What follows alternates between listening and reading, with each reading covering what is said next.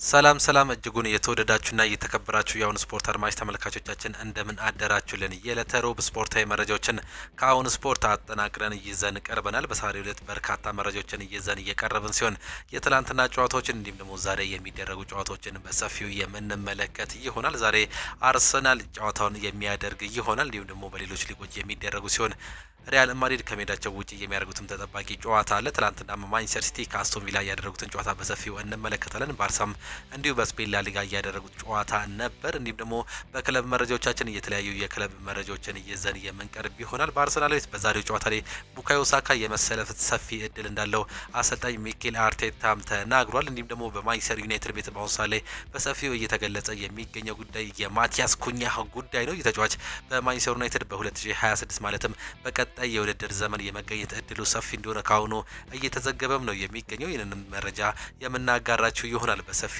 መረጃ ማለት ነው። እንዲሁም በሌሎች ክለቦች የተለያዩ መረጃዎችን የምናጋራችሁ ነው የሚሆነው። ከእናንተ የሚጠበቀው ሰብስክራይብ በማድረግ የቤተሰባችን አባል እንዲሆኑ ነው የምንጋብዛችሁ። ላይክ በማድረግ ደግሞ እንድታበረታቱን እንጠይቃችኋለን። ሁሌም አዳዲስና ትኩስ ስፖርታዊ መረጃዎችን ለማግኘት አሁን ስፖርት መርጫችሁ ይሁን ነው የምንለው። እኛ ቀጥታ ወደ ፕሮግራሞቻችን አለፍን። ቅድሚያም ትላንት የተደረጉ ጨዋታዎችን በመመልከት እንጀምር። ከሀገር ውስጥ መረጃዎቻችን ስንጀምር ቀነኒሳ በቀለ ከለንደን ማራቶን ውጪ ሆነ። ታሪክ አይሽረው አትሌት ቀነኒሳ በቀለ ለእሁድ የ2025 የለንደን ማራቶን ውድድር ውጪ መሆኑ አዘጋጆቹ ይፋ አድርገዋል። አትሌት ቀነኒሳ በቀለ በጉዳት ምክንያት በለንደን ማራቶን ውድድር መሳተፍ እንደማይችል አዘጋጆቹ ማሳወቃቸው ነው የተገለጸው። ይህንንም ተከትሎ እንግዲህ ከውድድር ውጪ የሆነው በጉዳት መሆኑ ያረጋገጠው ቀነኒሳ በቀለ ለሚካፈሉት አትሌቶች መልካሙን ምኞት መግለጹ ነው በትላንትናው ዕለት ይፋ የተደረገው። እንዲሁም ደግሞ በኢትዮጵያ ፕሪሚየር ሊግ የተደረጉ ሁለት ያክል ጨዋታዎች ነበሩ። ኢትዮጵያ መድን መሪነቱንም አጠናክሯል። በኢትዮጵያ ፕሪሚየር ሊግ 26ኛ ሳምንት መርሃ ግብር ኢትዮጵያ መድን ከኢትዮ ኤሌክትሪክ ጋር ያደረጉትን ጨዋታ 2-0 በሆነ ውጤት ማሸነፍ የቻለ ሲሆን የኢትዮጵያ መድንን የማሸነፊያ ግቦች መሐመድ አበራ ሁለቱንም ከመረብ ማሳረፍ ችሏል። ኢትዮጵያ መድን ሊጉን በ11 ነጥብ ልዩነት መምራትም የቻለበት ክለብን መሆኑን ነው ያረጋገጠው። የሊጉ የደረጃ ሰንጠረዥ ምን ይመስላል የሚለውን ስንመለከት ኢትዮጵያ መድን በ51 ነጥብ እየመራ ሲገኝ 13ኛ ደረጃ ላይ ኢትዮ ኤሌክትሪክ በ29 ነጥብ መቀመጥም ችሏል። ቀጣይ መርሃ ግብር ባህር ዳር ከነማ ከኢትዮ ኤሌክትሪክ ጋር አርብ ሲጫወት፣ ቅዳሜ ኢትዮጵያ መድን ከአርባ ምንጭ ጋር የሚጫወቱበት የ27ኛ ሳምንት መርሃ ግብርም ተጠባቂ ነው። ምሽት 12 ሰዓት ላይ የተደረገም ጨዋታ ነበር። ሐዋሳ ከነማ ድል ማድረግ ችሏል። በኢትዮጵያ ፕሪሚየር ሊግ 26ኛ ሳምንት መርሃ ግብር ሐዋሳ ከነማ ከኢትዮጵያ ንግድ ባንክ ጋር ያደረጉትን ጨዋታ 2-1 በሆነ ውጤት ማሸነፍ የቻለ ሲሆን የሐዋሳ ከተማን የማሸነፊያ ግቦች አሊ ሱሌማን ሁለቱንም ከመረብ ሲያሰርፍ ለኢትዮጵያ መድን ሱሌማን ሐሚድ ብቸኛውን ጎል ማስቆጠርም ችሏል። የኢትዮጵያ ንግድ ባንክ በ35 ነጥብ 7ኛ ደረጃ ላይ የተቀመጠ ሲሆን ሐዋሳ ከነማ በ27 ነጥብ 15ኛ ደረጃ ላይ መቀመጥም ችሏል። ቅዳሜ ሐዋሳ ከነማ ከሲዳማ ቡና ሲጫወቱ፣ አርብ ዕለት ኢትዮጵያ ንግድ ባንክ ከመቻል ጋር የሚጫወትበት የ27ኛ ሳምንት የኢትዮጵያ ፕሪሚየር ሊግ ጨዋታዎችም ተጠባቂም ናቸው። ዛሬም በተወዳጀው የእንግሊዝ ፕሪሚየር ሊግ ጨምሮ በርካታ ጨዋታዎች ሲደረጉ በእንግሊዝ ፕሪሚየር ሊግ 34ኛ ሳምንት የእንግሊዝ ፕሪሚየር ሊግ አርሰናል በሜዳውና በደጋፊዎቹ ፊት ክሪስታል ፓላስን የሚያስተናግድ ይሆናል። በስፔን ላሊጋም ሪያል ማድሪድ ከሜዳቸው ውጪ ሄታፌን የሚገጥሙበት ጨዋታ አለ። በጣሊያን ሴሪም እንዲሁ የሚደረጉ ጨዋታዎች አሉ። በኮፓ ኢጣሊያም የሚላን ደርቢን የምንመለከት ነው የሚሆነው። እነዚህ ጨዋታዎች በሰፊው እንመልከታቸው። ቅድሚያ የእንግሊዝ ፕሪሚየር ሊግ ጨዋታን ስንመለከት በፍላይ ኤምሬትስ የሚደረገው የአርሰናልና የክሪስታል ፓላስ የ34ኛ ሳምንት የእንግሊዝ ፕሪሚየር ሊግ ጨዋታ አሰልጣኝ ሚኬል አርቴታ ከኦሊቨር ግላስነር ጋር የሚያገናኘው ጨዋታ አለ። እነዚህ ሁለቱ ክለቦች በተገናኙበት ጊዜ 34 ጊዜ አርሰናል ማሸነፍ ችሏል። ክሪስታል ፓላስ 5 ጊዜ ብቻ ነው ማሸነፍ የቻለው። 15ቱን አቻ መለያየትም ችሏል። የመጨረሻ 5 ጨዋታዎችን ስንመለከት 5ቱንም አርሰናል ድል ማድረግ ችሏል። በዚህ ዓመት በተደረገ የመጀመሪያ ዙር ጨዋታ በሴልሃርስት ፓርክ ስቴዲየም በተደረገ ጨዋታ አርሰናል ከሜዳቸው ውጪ 5-1 በሆነ ሰፊ ውጤት ነበር ማሸነፍ የቻሉት። በዛ ጨዋታ ላይ ጋብሪኤል ጂሰስ 2 ጎሎችን ያስቆጠረ ሲሆን ካይ ሃቨርትስ፣ ጋብሪኤል ማርቲንሊ እንዲሁም ደግሞ ዲክላን ራይስ ነበር ጎሎቹን ማስቆጠር የቻሉት። ለክሪስታል ፓላስ ብቸኛውን ጎል ኢስማኤል አሳር በመጀመሪያው አጋማሽ የአቻነቷን ጎል ነበር ማስቆጠር የቻለው። በዚህ ጨዋታ ላይ ያለፈው ጨዋታ ላይ አስቆጥረው የነበሩት ጋብሪኤል ጂሰስ እንዲሁም ደግሞ ካይ ሃቨርትስ በጉዳት ምክንያት የማይገኙም ተጫዋቾች ናቸው። ዛሬ እንግዲህ የጨዋታ በአርሰናል አሸናፊነት ይደመደማል የሚል በርካታ ግምቶች እየወጡም ነው የሚገኙት። ካለፉት ጨዋታዎችም ስታቲክስ አንጻር ሲታይ አርሰናል ጥሩ ስታቲክሶች አላቸው። የመጨረሻ ጨዋታቸውን ስንመለከት አርሰናሎች ካለፉት 5 ጨዋታዎች 3ቱን ያሸነፉ ሲሆን በሁለቱ አቻ መውጣት ችሏል። ካለፉት 3 እድሎች እንግዲህ ሁለቱን በሪያል ማድሪድ ላይ ነበር በቻምፒየንስ ሊጉ ማስመዝገብ እየቻሉት፣ አንዱን ደግሞ ያለፈውን ሳምንት ከሜዳቸው ውጭ ኢፕስዊችን በፖርትማን ሮድ ስቴዲየም 4-0 ያሸነፉበት ጨዋታ ይጠቀሳል። ክሪስታል ፓላሶችን ስንመለከት ካለፉት 5 ጨዋታዎች አንድ ድል ብቻ ማድረግ የቻሉ ሲሆን ሁለቱን አቻ ወጥተው ሁለቱን ተሸንፈዋል። ተከታታይ 2 ሽንፈት ያስተናገዱበት ጨዋታ በርካቶች እናስታውሳለን። በተለይም ክሪስታል ፓላስ ማንቸስተር ሲቲን ከሜዳቸው ውጭ ኢታድ ድረስ ሄደው እንግዲህ 2-0 ሲመሩ ቢቆይም 5-2 በሆነ ውጤት ተሸንፈው ነበር። ከዛ በሳምንቱ ደግሞ በኒውካስል ዩናይትድ በሴንት ጄምስ ፓርክ ስቴዲየም 5-0 የተሸነፉበትን ጨዋታ ተመልክተን ነበር። እነዚህ ሁለቱ ጨዋታዎች በክሪስታል ፓላስ የሚጠበቁ ነበሩ። በዚህም እንግዲህ ክሪስታል ፓላሶች ካለፉት ጨዋታዎች አንድ ድል ብቻ ነው ማድረግ የቻሉት። የዛሬውንም ጨዋታ በፍላይ ኤምሬትስ ከባዱን የ34ኛ ሳምንት የእንግሊዝ ፕሪሚየር ሊግ ጨዋታ ምሽት 4 ሰዓት ላይ የሚያደርጉም ይሆናል። በዚህ ጨዋታ ላይ የማይገኙ የሁለቱም ተጫዋቾች ይኖራሉ። ጀርጊኒዮን ጨምሮ ጋብሪኤል ጂሰስ፣ ቶሚያሱ፣ ካይ ሃቨርትስ፣ ጋብሪኤል ማጋሌዝን ደግሞ ሪካርዶ ካላፊዮሪ በጉዳት ምክንያት የማይገኙ የአርሰናል ተጫዋቾች ናቸው። ሪካርዶ ካላፊዮሪ የዛሬውን ጨዋታ ይለፈው እንጂ ለቀጣይ ጨዋታዎች የመድረስ እድሉ እንዳለ አሰልጣኝ ሚኬል አርቴታ እየተናገሩም ይገኛሉ። በኦሊቨር ግላስነር በክሪስታል ፓላስ በኩል ደግሞ ዱኩሬ እንዲሁም ደግሞ ቻርዲ ሪያድ በጉዳት ምክንያት የማይገኙ ሲሆን ክሪስ ሪቻርድ በሁለት ቢጫ ካርድ በቀይ ካርድ መውጣቱን ተከትሎ የዛሬው ጨዋታ በቅጣት ምክንያት የማይገኝ ተጫዋች ይሆናል። እነዚህ ሁለቱ ክለቦች ዛሬ የሚያደርጉት ጨዋታ ይጠበቃል። አርሰናል በአሁኑ ሰዓት ላይ ምንም እንኳን ሁለተኛ ደረጃ ላይ ቢቀመጥም ሊቨርፑል ቀጣይ ጨዋታውን የሚያሸንፍ ከሆነ እንግዲህ ማሸነፉን ወይም ደግሞ የእንግሊዝ ፕሪሚየር ሊግ ዋንጫውን ማንሳቱን ያረጋግጣል። በዚህም አርሰናሎች በአሁኑ ሰዓት ላይ ሙሉ ፎከሳቸው ወደ ቻምፒየንስ ሊግ ማድረጋቸው ይታወቃል። ከአንድ ሳምንት በኋላ የሚደረገው ቻምፒየንስ ሊግ የግማሽ ፍጻሜ ከፒኤስጂ ጋር ጨዋታ ይጠብቃል። በዛም ጨዋታ ላይ ምናልባትም ከባድ ጨዋታ እንደመሆኑ መጠን በዛሬው ጨዋታም ተጫዋቾቻቸውን ሊያሳርፉ እንደሚችሉ ቅድሚያ ግምት እየተሰጠም ነው የሚገኘው። ምንም እንኳን እንግዲህ ዛሬ የ34ኛ ሳምንት የእንግሊዝ ፕሪሚየር ሊግ አርሰናል ከክሪስታል ፓላስ ምሽት 4 ሰዓት ላይ የሚጫወቱም ነው የሚሆነው። በስፔን ላሊጋም የሚደረጉ ጨዋታዎች አሉ። ከነዚህ መካከል አትሌቲኮ ቢልባኦ ከላስ ፓልማስ ይጫወታል። ላስ ፓልማስ ከአትሌቲኮ ቢልባኦ ሲጫወቱ ያለፈውን ጨዋታ አትሌቲኮ ቢልባኦ በሪያል ማድሪድ ባለቀ ሰዓት በተቆጠረበት ጎል 1-0 መሸነፉን በርካቶቻችን እናስታውሳለን። ሴልታ ቪጎም ቪያሪያልን ሲያስተናግድ ሄታፌ ሪያል ማድሪድን ነው የሚያስተናግደው።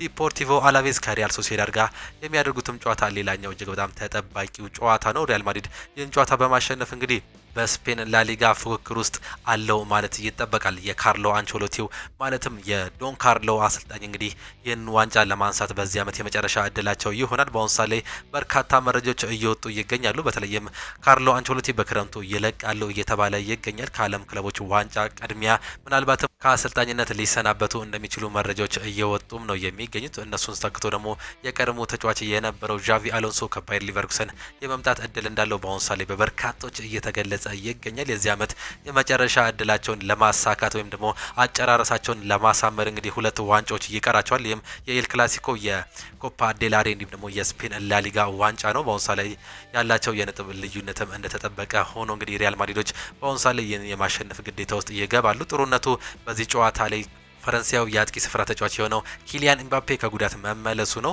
እንዲሁም ደግሞ ፌርላንድ ሜንዲም ከጉዳት እየተመለሰ ሌላኛው ተጫዋች መሆኑ እየተገለጸ ነው የሚገኘው። ዳኒ ካርቫል እንዲሁም ደግሞ ኤደር ሚሊታኦ ብቻ ናቸው ጉዳት ላይ የሚገኙት የካርሎ አንቸሎቲ ቲም ብቻ የማያገኛቸው ተጫዋቾች ማለት ነው። በዚህም ኪሊያን ኤምባፔ ለዛሬው ጨዋታ ዝግጁ ይሆናል። በቀይ ካርድ ምክንያት ያለፈው ጨዋታ እንዲሁም ደግሞ በጉዳት ምክንያት እንዳለፈው የሚታወቅ ጉዳይ ነው። በዛሬው ጨዋታ ላይ እንግዲህ ከሜዳቸው ውጪ ምንም እንኳን ፈታኝ ጨዋታ ቢያጋጥማቸውን ይህን ጨዋታ ለማሸነፍ ቆርጠው እንደሚገቡ ነው ካሁኑ እየተገለጸ የሚገኘው። ሄታፌዎች 12ኛ ደረጃ ላይ ነው የተቀመጡት። ተከታታይ ሽንፈት አስተናግዷል። ሪያል ማድሪዶችን ደግሞ ስንመለከት ካለፉት 5 ጨዋታዎች 4ቱን ማሸነፍ ችሏል። ተከታታይ 2 ድል እንዳስመዘገቡ ነው ስታቲክሳቸው የሚያመላክተን። 69 ነጥብ እንዲሁም ደግሞ 34 ንጹህ ጎል በመያዝ 2ኛ ደረጃ ላይ መቀመጥም ችሏል። በጣሊያን ሴሪም የሚደረጉ ጨዋታዎች አሉ። ካግሊያሪ ከፊዮሬንቲና ጋር ሲጫወቱ ጄኖዋ ከላዚዮ ይጫወታሉ። ፓርማ ጁቬንቱስን ሲያስተናግድ ቶሪኒዮ ከዩዲኒዜ ጋር የሚያደርጉትም ተጠባቂ ጨዋታ ነው። በኮፓ ኢታሊያ የሚላን ደርቢ ምሽት 4 ሰዓት ላይ የሚደረገው ተጠባቂ ጨዋታ ነው። ይህም የሩብ ፍጻሜ ጨዋታ እንደሆነ ነው የምንመለከተው። የመጀመሪያውን ዙር ጨዋታ አንዳቻ በሆነ ውጤት በዚህው ስቴዲየም በሚላን ስቴዲየም በተደረገ ጨዋታ እንግዲህ አንዳቻ ማጠናቀቅ ችሎ ነበር በጁሴፔ ሜዛ ስቴዲየም። ይህ ስቴዲየም እንግዲህ ኢንተር ሚላንም ኤሲ ሚላንም እንደሚጠቀምበት በርካቶቻችን እናውቃለን። በመጀመሪያ ዙር ጨዋታ ሲባል እንግዲህ ኤሲ ሚላን በዚህው ስቴዲየም ማለትም በጁሴፔ ሜዛ ስቴዲየም አንዳቻ ማጠናቀቅ ችሎ ነበር። በአሁኑ ሰዓት ላይ ደግሞ በኢንተር ሚላን ስቴዲየም እየተባለ እንግዲህ በዚህው በጁሴፔ ሜዛ ስቴዲየም የሚደረገው ጨዋታ የሚጠበቅም ነው የሚሆነው። በሳንሲሮ የሚደረገው ይህ ጨዋታ በበርካቶች ካሁኑ እየተጠበቀም ነው የሚገኘው። ሲሞኔ ኢንዛጊ ከሰርጂዮ ኮንሴሳኦ ጋር የሚፋጠጡ ይሆናሉ። ሰርጂዮ ኮንሴሳኦ በክረምቱ ይለቃሉ ተብሎ እንደሚጠበቅ ነው ካሁኑ ቅድሚያ ግምቶች እየወጡ የሚገኙት። እነዚህ አሰልጣኝ እንግዲህ በዚህ ዓመት ጥሩ ደረጃ ላይ አለመኖራቸውን ተከትሎ ካሁኑ ይለቃሉ ተብሎ እንደሚጠበቅ ካሁኑ ግምቶች እየበዙ ይገኛሉ። በመጀመሪያው ዙር ጨዋታ ታሚ አብርሃም የመጀመሪያውን ጎል ቢያስቆጥርም ቻናላግሉ አቻ በማድረጉ እንግዲህ አንዳቻ ማጠናቀቅ ችሎ ነበር። ዛሬ ደግሞ የመልሱ ጨዋታ የሚጠበቅ ይሆናል። ይህን ጨዋታ የሚያሸንፈው ቲም ወደ ቀጣዩ ዙር ወይም ወደ ግማሽ ፍጻሜ የማለፍም እርግጠኛነት ውስጥ የሚገባ ይሆናል። ይህን ጨዋታ አሸንፈው እንግዲህ ወደ ግማሽ ፍጻሜ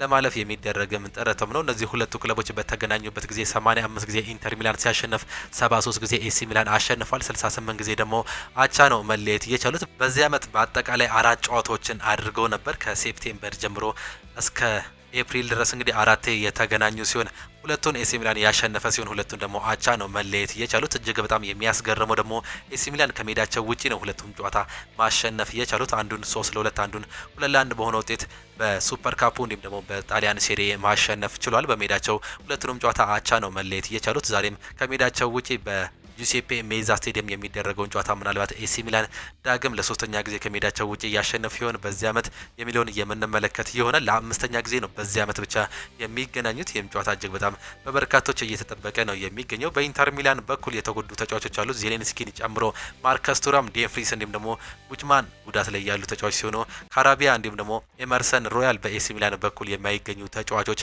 መሆናቸው ነው እየተገለጸ የሚገኘው። ይህም ጨዋታ በዛሬው ዕለት ኮፓ ኢታሊያ የሩብ ፍጻሜ ጨዋታ ተጠባቂ ጨዋታ ነው። ምሽት 4 ሰዓት ላይ የሚጀምር ጨዋታ ነው። እነዚህ ጨዋታዎች እንድታዩ ነው የምንጋብዛችሁ የተወደዳችሁና የተከበራችሁ አድማጮቻችን።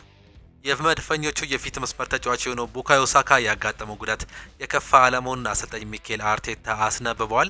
በልምምድ ወቅት የሚያሳየውን መጠበቅ አለብን፣ መመልከትም አለብን፣ ነገር ግን ከባድ ነገር አይመስለኝም ያሉት ሚኬል አርቴታ ስለ ጉዳቱ ሁኔታውን አስረድተዋል። አሰልጣኝ ሚኬል አርቴታ አክለውም ቡካዮ ሳካ በዛሬው የክሪስታል ፓላስ ጨዋታ ላይ የሚጫወትበትም ትልቅ እድል እንዳለም ነው ማስነበብም እየቻሉት። የተጫዋች በአሁኑ ሰዓት ላይ ጉዳት እየተደጋገመበት ይገኛል። ይህንንም ተከትሎ ለሱ ተጫዋች መጠበቅ አለብን፣ ነገር ግን ለዛሬው ጨዋታ ብቁ የመሆን እድል ሰፊ ነው። ቀጣዩን ይሰለፍ አይሰለፍ ይሆን በጨዋታው ላይ እንመለከታለን ሲሉ ሀሳባቸውንም ሰጥቷል።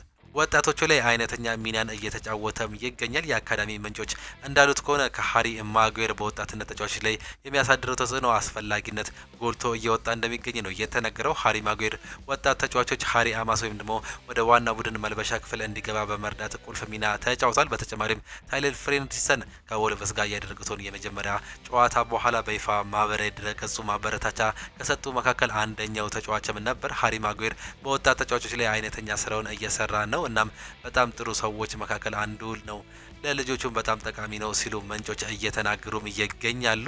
የቪኒሲየስ ዘጋቢ ፊልም ለእይታ ሊቀርብ ነው። ብራዚሊያው የሪያል ማድሪድ የፊት መስመር ተጫዋች የሆነው ቪኒሲየስ ጁኒየር የዘጋቢ ፊልም እየተሰራለት መሆኑ ይታወቃል። አሁን ላይ በአሜሪካ ግዙፍ ሚዲያ ተቋም ኔትፍሊክስ የተዘጋጀው ዘጋቢ ፊልም ከሳምንታት በኋላ ለእይታ ሊቀርብ መሆኑ ነው የተገለጸው። ዘጋቢ ፊልሙ ግንቦት 7 2017 ለህዝብ እይታ እንደሚቀርብም ተነግሯል። ዘጋቢ ፊልሙ የ24 ዓመቱ ተጫዋች ቪኒሲየስ ጁኒየርን የህይወት ታሪክ እንዲሁም ውጣ ወረድና የእግር ኳስ ህይወት እንደሚዳስስም ነው የሚገለጸው።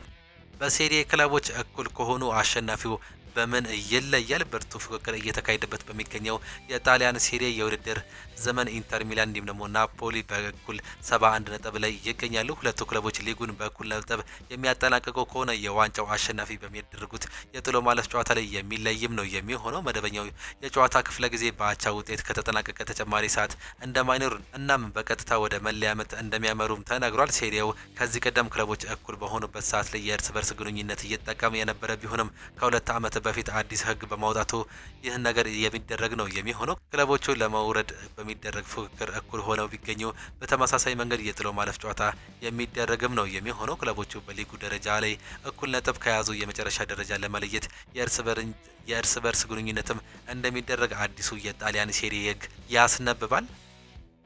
በክረምቱ ከቼልሲ የሚለቁ ተጫዋቾች አሉ። በርካታ ተጫዋቾች ይለቃሉ ተብሎ ሲጠበቁ በአሁን ሰዓት ላይ በአርሰናል የሚገኘው ራሂም ስተርሊንግ ውሰቱ ሲያልቅ ወደ ቼልሲ የሚመለስ ይሆናል።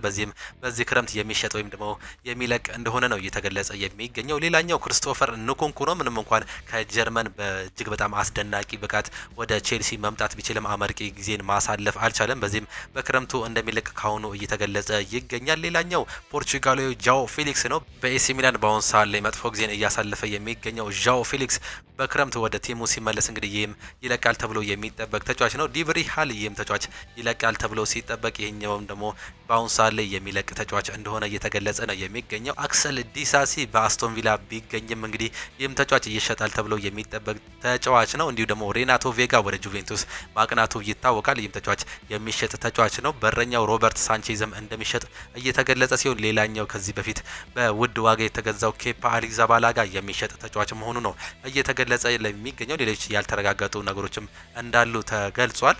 በክረምት ቼልሲ አሪፍ የዝውውር ገንዘብ የቀረበለት ኒኮላ ጃክሰን እንዲሁም ደግሞ ኖኒ ማዱኬን ለመሸጥ ክፍት እንደሚሆን ፋብሪዚዮ ሮማኖ በትላንትናው ዕለት ማረጋገጥ ችሏል። ሌላኛው መረጃ የሊያም ዴላፕ ፍላጎት ቼልሲ ወይም ደግሞ ማንቸስተር ዩናይትድ መግባት ነው። የጀርመን ክለቦች ይፈልጉታል፣ እውነት ነው። ነገር ግን ተጫዋቹ በእንግሊዝና በፕሪሚየር ሊግ መቆየት ይፈልጋል ሲል ፋብሪዚዮ ሮማኖ ማረጋገጡንም ነው የተመለከተው። ፔትሮቪች እንዲሁም ደግሞ ሳንቶስ ወደ እንግሊዝ ይመለሳሉ። ቼልሲ የክለቦች ዓለም ዋንጫ ሲጫወት ሁለቱ ተጫዋቾች ራሳቸውን ለማሳየት ጊዜ ይኖራቸዋል። እንዲሁም በጥር የዝውውር መስኮት በቃል ደረጃ የተፈጸመው ማማዱ ሳርም በቼልሲ ይቀላቀላል ተብሎ ነው የሚጠበቀው። ዘገባው የታማኘው የፈረንሳይ ምንጭ የሆነው ሊኪፕ ጋዜጣ ነው።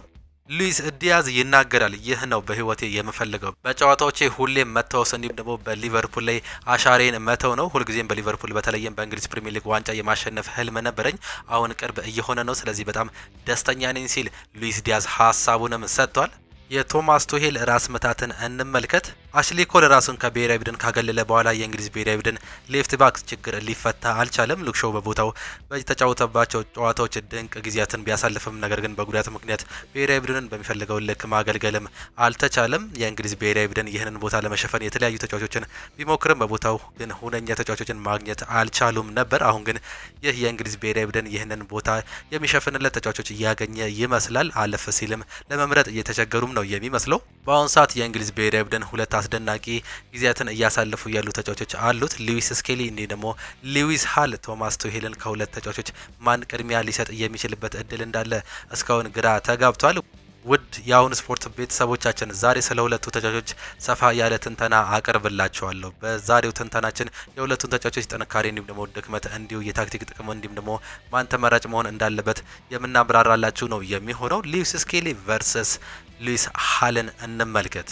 ሉዊስ ስኬሊ ተፈጥሯዊ ቦታው ሴንትራል ሚድፊልደር ቢሆንም አሰልጣኝ ሚኬል አርቴታ ግን በፉልባክነት እየተጠቀመዋል። ስኬሊ በወረቀት በግራ ተከላካይነት ቢሰልፍም በጨዋታ ግን አርሰናል ከኳስ ጋር ሲሆን በኢንቨርትድ ፉልባክ ሚና ይጠቀሙታል። የሉዊስ ስኬሊ ጥንካሬን ስንመለከት ሉዊስ ስኬሊ ያለው ሌሎች ፉልባኮች የሌላቸው የሉዊስ ስኬሊ ጥንካሬ ቦል ኬሪንግ አቢሊቲ ነው። አርሰናል ከኳስ ጋር ሲሆን ሉዊስ ስኬሊ ኳስን ለረጅም ጊዜ በመያዝ ወደ ኳስ ተቃራኒ የግብ ክልል ይዞ በመሄድ የተቃራኒ ተጫዋቾችን ወደ እሱ በመሰብሰብ ሌሎች የአርሰናል ተጫዋቾችን ነፃ እንዲሆኑ ያደርጋል። በታላቁ የአውሮፓ ሻምፒዮንስ ሊግ አርሰናል ከሪያል ማድሪድ ጋር ባደረጉት ጨዋታ ሚኬል አርቴታ ሉዊስ ስኬሊን በቦል ኬሪንግ አቢሊቲ በጣም ተጠቅሞበታል። ስኬሊ ኳስን ለረጅም ጊዜ በመያዙ ወደፊት ኳስ እየገፋ በሚሄድበት ጊዜ ራይስን የያዘው ተጫዋች ወደ እሱ ሲሄድ ራይስ ነፃ የሚሆንበት እድል እጅግ በጣም ሰፊ ነበር። ሌሎች ፉልባኮች የሌላቸው ስኬሊ ያለው ሌላኛው ኳሊቲ አርሰናል ፕሬሲንግ ሬሲስታንስ እንዲኖረው ያደርጋል።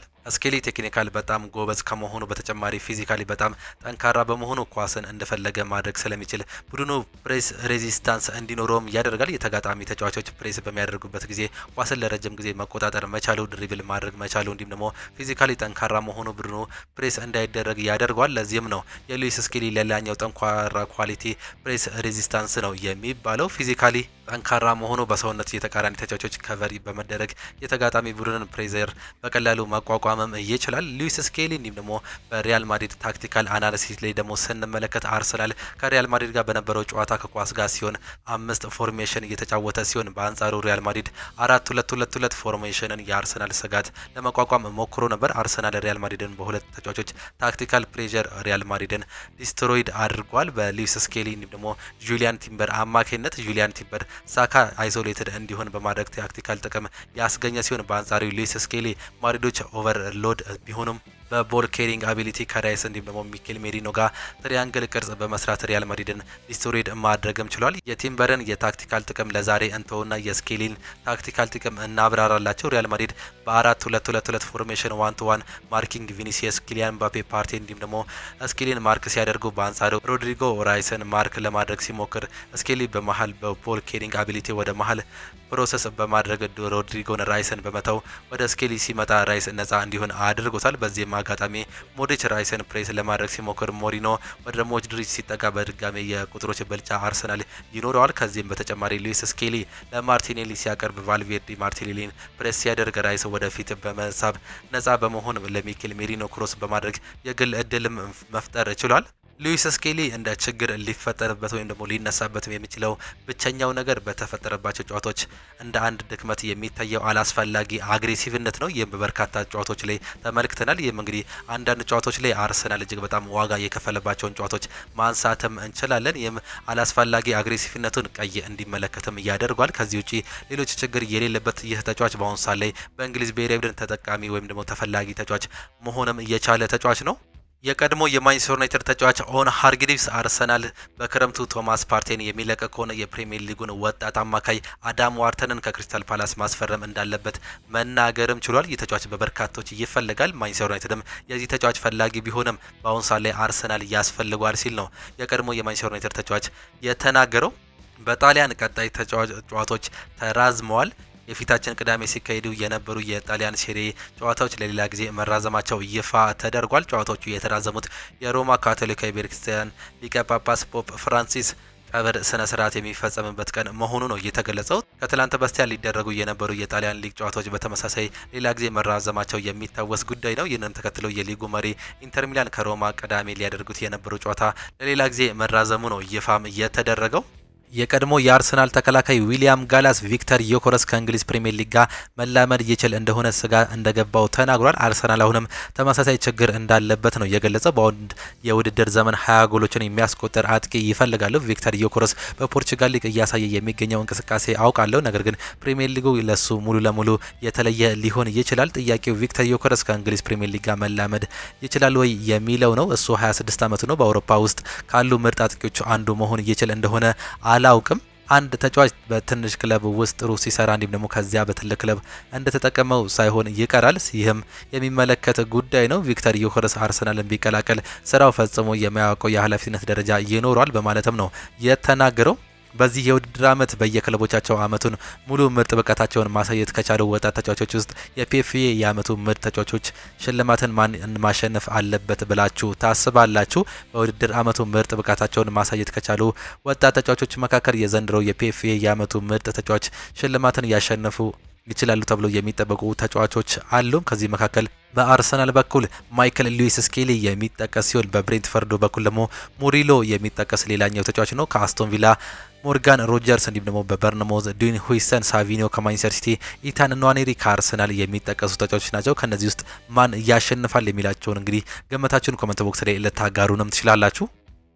የቀድሞ የአርሰናል ተጫዋች ባካሪ ሳኛ እንደዚህ ሲል ተደምጧል። እግር ኳስን በጥልቀት እንድረዳ እያደረገኝ አርሴን ቬንገር ነው ሲል ነው የተናገረው። እሱ ልክ እንደ አባቴ ነው፣ ጎበዝ ተጫዋች እንደሆነለትም ይፈልጋል። እግር ኳስን በሌላ መልኩ እንድጫወት ያዝናናኛል፣ ይህ ለሱ ልዩ ነው ሲሉ ነው የተናገረው። በሱ መጠን በመጫወቴ ለእግር ኳስ ያለኝ ነገር ፍጹም ተለውጧል። እንደ አባትም እንደ አሰልጣኝም እጅግ በጣም እወደዋለሁ አርሴን ቬንገር ነው ሲል የቀድሞ የአርሰናል ተጫዋች ባካሪ ሳኛ ሀሳቡንም ሰጥቷል።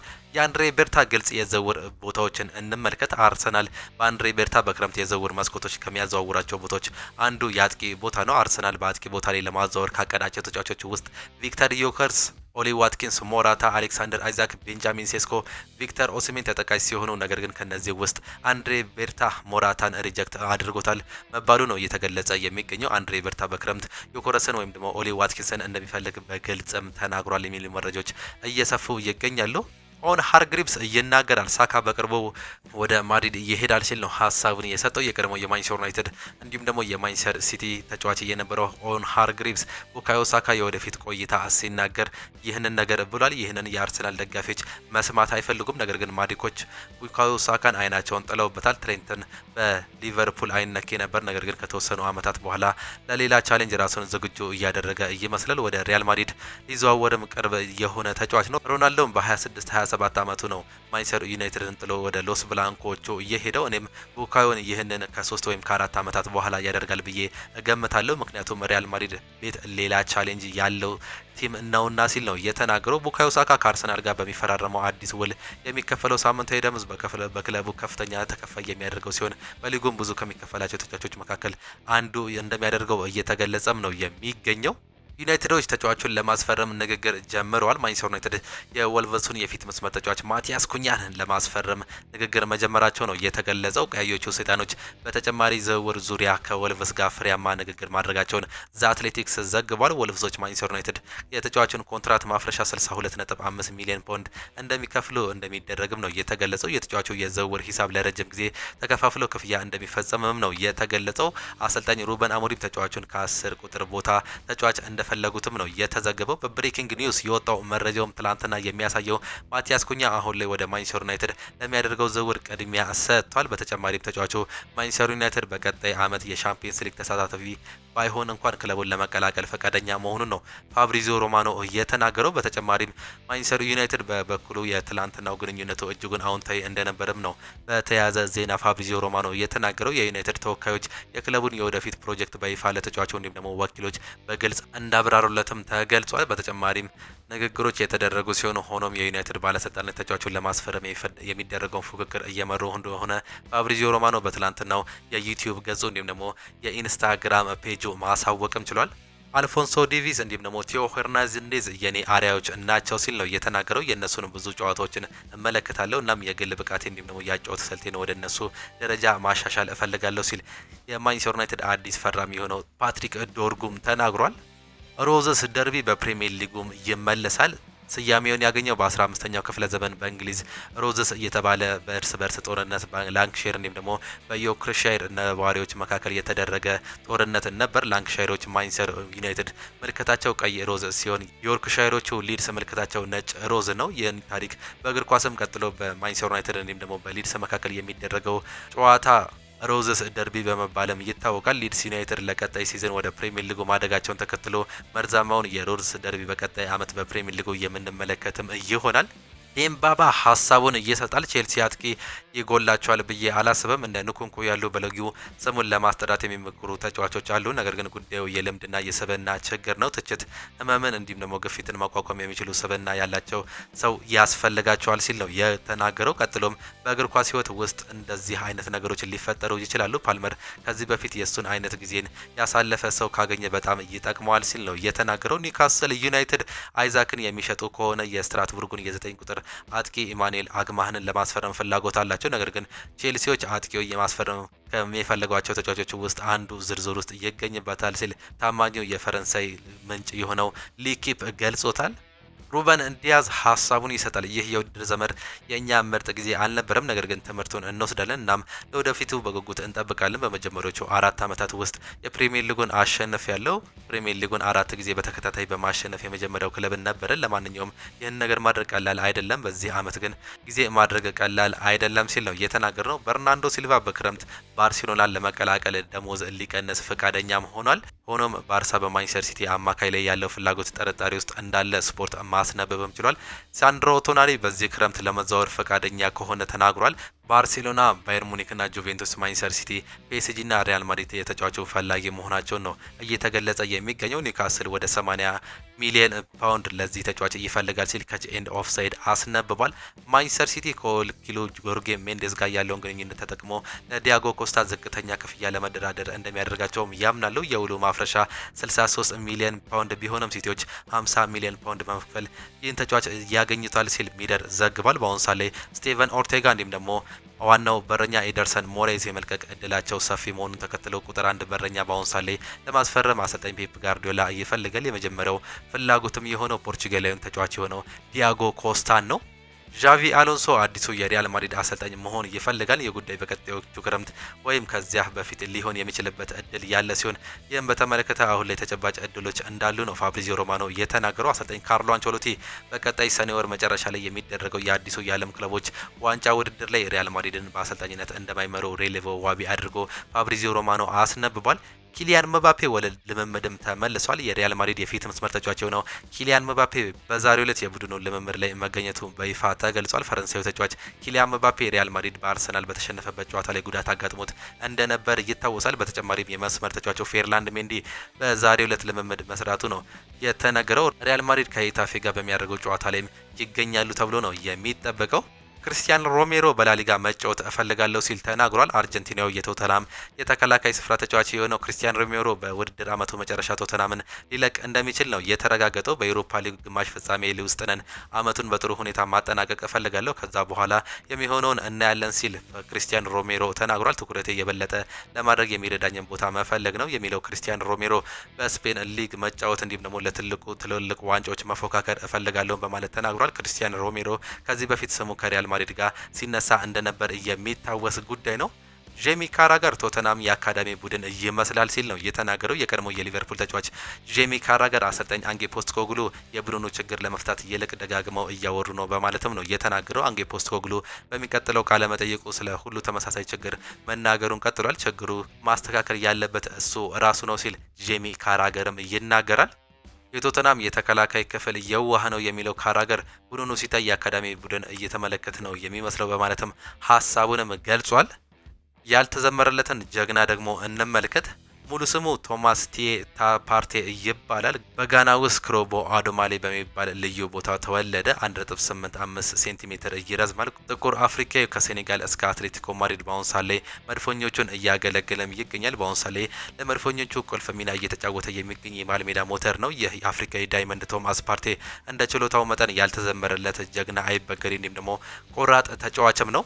የየትኛውም ክለብ ደጋፊ ብትሆን የጥቁር ዳይመንድ መጥላት አትችልም። ድምጹ ማይሰማ በዝምታውን ስራውን ለመስራት የተፈጠረ መድፈኛ ነው። እሱ አንድ ነጭ ተጫዋች ቢሆን ሆኖ ያመሰግኑትም ነበር። ብዙ የዘመሩለትም ተጫዋቾች ይኖሩ ነበር። ታታሪው ሜዳ ሞተር ተጫዋች ነው። ይህ ተጫዋች ራሱን እጅግ በጣም ያሳየ ተጫዋች ነው። ሁሌ ለክለቡ የሚዋደቅ፣ ሁሌ ለክለቡ የሚሞት፣ ሁሌ ለክለቡ ሁሉ ነገር ሰጥቶ የሚሰጥ እሱ በሜዳው ውስጥ ካለ ሁሌ ደምቆ ያመሻል። በመከላከልም ሆነ በማጥቃት የሱ የተሟላ ተጫዋች ነው። ኳስ ይቀበላል፣ ያቃብላል፣ የጎል እድል ይፈጥራል፣ አሲስት ያደርጋል። በቃ እሱ የተለየ ቆራጥ ተጫዋች ነው። እሱ የእግር ኳስ የተፈጠረ የሊጉ ድምቀት የሆነ ድንቅ ተጫዋችም ነው። አይደክሜው ታታሪው የአርሰናል እስትንፋስ ጥቁሩ ዳይመንድ ቶማስ ፓርቴ እሱን መመልከት ራሱ መታደል ነው። እንደ ብቃቱ ብዙ ያልተዘመረለት ጀግና ጥቁር አፍሪካዊ ነው። የእግር ኳስ ሚዲያዎች ብዙ ያላዘመሩለትም፣ ምክንያቱም እሱ ነጮች ወይም ደግሞ እንግሊዛዊ አይደለም። እንደ ብቃቱ እንደ ችሎታው ብዙ ያልተዘመረለት ብዙ ያልተወራለት ኮከብ ቶማስ ፓርቴ ጥቁሩ ጋሪንቻ ይባላል። ጥቁር ተጫዋቾቹን የሚወዱት ፕሮፌሰር አርሴን ቬንገር ባለፈው ሳምንት እንዲህ አሉ። ቶማስ ፓርቴ በዚህ ሰዓት ለአርሰናል እየሰጠ ከሚገኘው ብዙ ዘርፍ ጥቅም አንጻር አርሰናል አዲስ ኮንትራት ሊያቀርብለት ይገባል። አርቴታ እንዲሁም ደግሞ አዲሱ የስፖርቲንግ ዳይሬክተር አንድሪያ ቤርታ በክለቡ የክረምት የዝውውር መስኮት ከመከፈቱ በፊት ቅድሚያ ሰጥተው የፓርቴን ዝውውር ማራዘም አለባቸው ሲሉ ተደምጧል። እውነት ነው። አሁን በመጀመሪያ ኮንትራት ማራዘም ያለበት ተጫዋች ካለ ቶማስ ፓርቴ ብቻ ነው። አሁን ላይ ማንም ተጫዋች በሱ ቦታ ላይ ቢመጣ እንደሱ ፐርፎርማንስ ማሳየት አይችልም። በዘንድሮ አቋሙ ፕራይም ቶማስ ፓርቴ ብንል የሚከራከረን የለም ሲል አንድ ጋዜጣ ዋቢ አድርጎ በሰፊው ስለ ቶማስ ፓርቴ የተለየ ዘገባም ማቅረብም ችሏል።